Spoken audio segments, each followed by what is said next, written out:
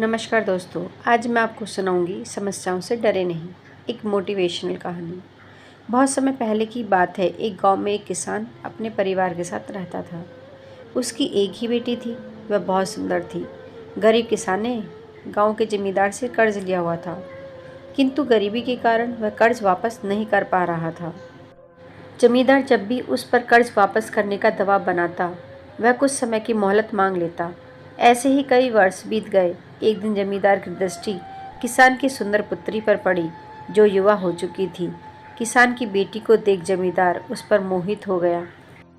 वह किसान के पास गया और बोला, मैं तुम्हारा पूरा कर्ज माफ़ कर दूंगा अगर तुम अपनी बेटी का विवाह मेरे साथ कर दो। जमींदार के विवाह प्रस्ताव से किसान और उसकी बेटी हैरान रह गए। जमींदार अधेड़ उम्र का क्रूर व्यक्ति था। किसान ने अपनी सुंदर बेटी का विवाह उससे करने से इनकार कर दिया। किसान के इनकार सुनकर जमींदार बौखला गया और तुरंत अपने कर्ज के पैसे मांगने लगा। किसान के पास पैसे नहीं थे। उसने मोहलत मांगी, लेकिन जमींदार ने मना कर दिया और उसे जेल पहुंचाने की धमकी देने लगा।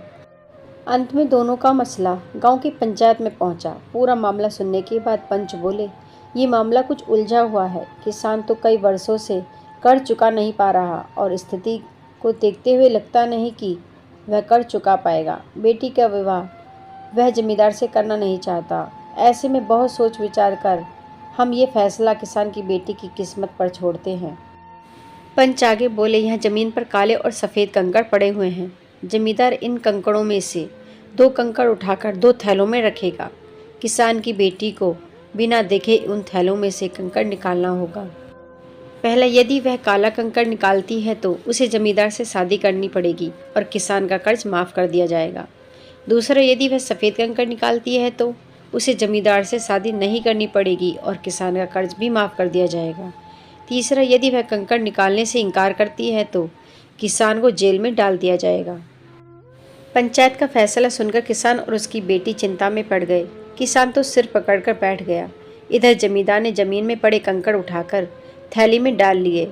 जब जमींदार कंकड़ उठा रहा था तो उसकी किसान की बेटी ने देख लिया कि उसने सबकी आंखों में धूल झोंककर दोनों काले कंकड़ ही उठाए हैं। अब किसान की बेटी किसी भी थैले से कंकड़ निकालती, वह काले रंग का ही होता।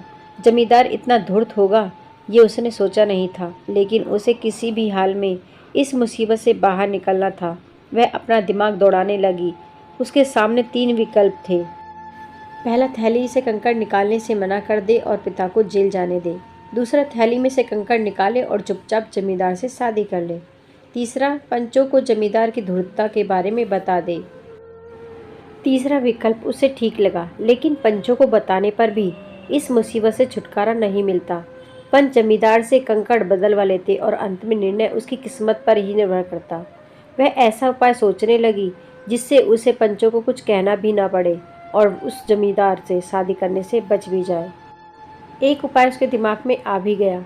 वह आगे बढ़ी और जमींदार की थैली में से एक कंकड़ निकाला, लेकिन उसे देखे बिना ही जमीन में गिरा दिया। जमीन में गिरकर वह कंकड़ अन्य कंकड़ों में जा मिला। हाय, क्या हो गया? कंकड़ का रंग तो मैं देख ही नहीं पाई और वह मेरे हाथ से नीचे गिर गया। अब मैं क्या करूं? किसान की बेटी पंचों को देखकर जानबूझकर परेशान होने का नाटक करने लगी। यह सुन एक पंच बोला, कोई बात नहीं, तुमने जो कंकड़ निकाला था अब वह उसे पहचानना संभव नहीं है। ऐसा करो, जमींदार के दूसरे थैले में कंकड़ निकाल लो। वह जिस रंग का हुआ उसके विपरीत रंग का कंकड़ ही तुमने पहले निकाला होगा। सभी पंच इस बात पर सहमत हो गए। इधर से सुनकर जमींदार के होश उड़ गए, लेकिन अब वह क्या कहता? पासा पलट चुका था। वह चुप ही रहा। किसान की बेटी ने जब थैले में से कंकड़ निकाला तो वह काले रंग का था।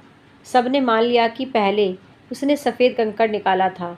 इस तरह वह जमींदार से शादी करने से बच गई और उसके पिता का कर्ज भी माफ़ हो गया। इस कहानी से हमें यही सीख मिलती है कि मुसीबत के समय समझदारी से काम लेना चाहिए। जब भी मुसीबत आ पड़े तो बिना हौसला खोए शांत दिमाग से विचार करना, कोई न कोई हल अवश्य निकलेगा। धन्यवाद।